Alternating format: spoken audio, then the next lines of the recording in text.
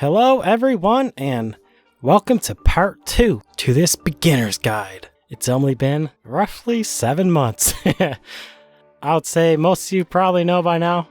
That's how I roll. Hope everyone's been good. This guide will cover days 8 to 16. So if you haven't watched the first part, I'll have a little pop-up or something. You could go watch that. Okay, so in the first 8 days video, some people mentioned it took them longer sometimes to explore the whole outline of the map. But even if you haven't finished exploring the whole outline of the map, by now you should pretty much have found a good enough spot to set up your base.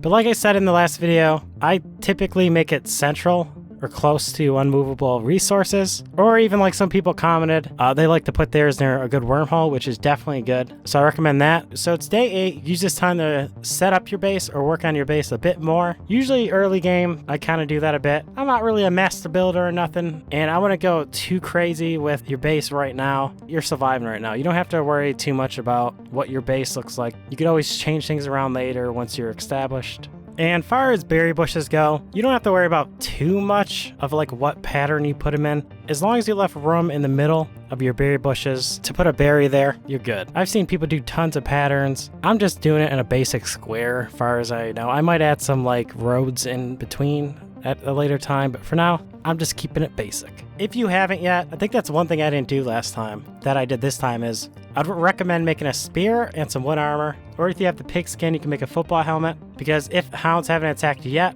you are definitely due.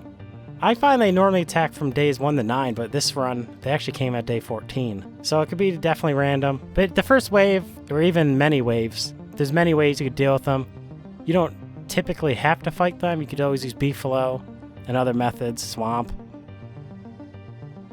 But just be ready for that and to deal with it. So right now, the things I'd be making is a bird cage. You definitely need a bird trap.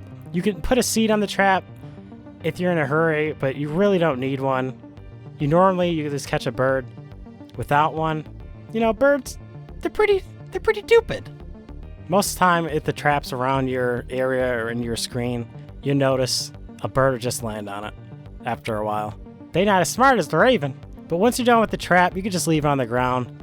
You definitely catch random birds like that every once in a while. But also a side note, once you catch the extra birds with your trap just laying there, because it's going to happen, you can either choose to get a morsel 100% of the time by holding the bird over the fire and cooking it alive. Totally not animal cruelty. Or if you want the feather, you could just murder it for the 50% meat or feather. Definitely get an ice box. So I always see people saying they can't find gears for the ice box, which can be if you didn't do a runes rush, but you can normally find clockwork knights, bishops, rooks on the surface. It's only a 1% drop, but just remember you get 3 items out of each tumbleweed, so you do the math. You can make chests, but you really don't need them right now, but it doesn't hurt. Most stuff you can just leave on the ground, except items that could be eaten or stolen. You know, gold, rocks, pigskin. I'm sure you get the idea. It really depends on where you set up. Once you make your first crock pot, from there, I would get started on making some meatballs, which is one of the easiest recipes you can make, which you see here. I use 3 berries and 1 meat. You could even use 3 ice and 1 meat, and you still get meatballs.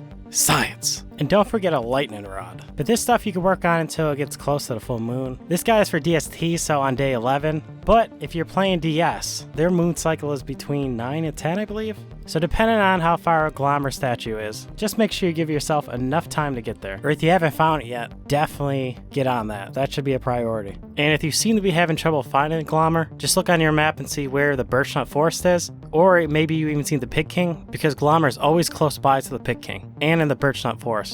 But on the full moon, just be careful. Any pigmen nearby will be turned into werepigs once the full moon is happening. You could kill the pigs beforehand, so they're not a problem. You could do it either or if they're close by. I like to do it sometimes. I really want a lot of pigskin and meat. You could kill them normally or use monster meat if you were able to get a bunch of it. Isn't that hard to get. Just turn them into werepigs. That way you get most out of them, meaning meat and pigskin. So the last pig you could get some manure with by just dropping ferns, light bulbs, seeds, even berries. You get the point. On the ground, and the werepig would just go straight for that over attacking you. So you could just let them eat them all up and then take them out after that like you normally would. And there you go. You got manure and didn't have to wait because you could never have too much shit. So once you got Glommer out of the way, you could just leave him at base for when you might need some sanity. You also find Glommer goop every few days where you left him. His goop is good for fuel, for fires, or providing 40 HP when you eat it, but at the cost of 50 sanity, which could be good if you want to farm some nightmare fuel. Don't be afraid to go insane every once in a while. I wouldn't recommend it when you're trying to focus on setting up your base though, because that could get annoying real quick. But farm up nightmare fuel anytime is really good. You can never have too much. So now with a lot of your base building done, you use some of this time to do more map exploring. Key things to do while exploring are following roads when you come across them. Chester is normally around the cobble roads. Keep an eye out for more walrus camps. Hopefully your world has more than one. Destroy any tier 3 spider dens you find. This way you can place them closer to your base. Make sure you aggro the normal 3. Wait to attack them until you and the spiders are off the web, so no more get aggroed. You can also place some spider dens around the walrus camp. And I said this tip before in another one of my videos. Spider den plus birdcage equals OP. Also, another side note is eggs are even renewable. Let's just pretend these eggs are going bad. When they're about to spoil, you could cook them, which extends their shelf time. But once you cook the eggs, you could just give them to the bird. And then guess what? You get a brand new egg. Science. Make sure to craft a razor or just kill a bunch of beefalo and head to Savannah and look for beefaloes. Try and find one alone or somewhat further from the pack. You can even feed one grass to get him to follow you for a few. Once you're alone in a dark alley someplace, kill it. And just repeat until you get a beefalo horn, which will keep you warm in the winter until you get a Tamo. But once you have the horn, you can just gather nearby grass until nighttime. Just go around with your razor and shave the beefalo for their wool, which is needed for the beefalo hat. Any extra wool you could even just use for fuel.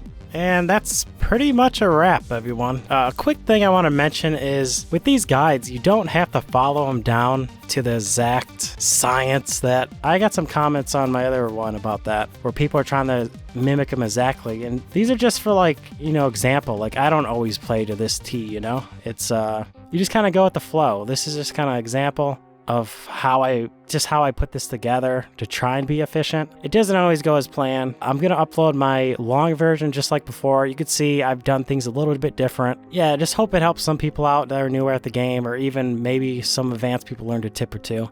But I hope you guys enjoyed this video. I'll try and have the next 8 days out a lot sooner this time. In that video, we will kill the dragonfly. Yeah.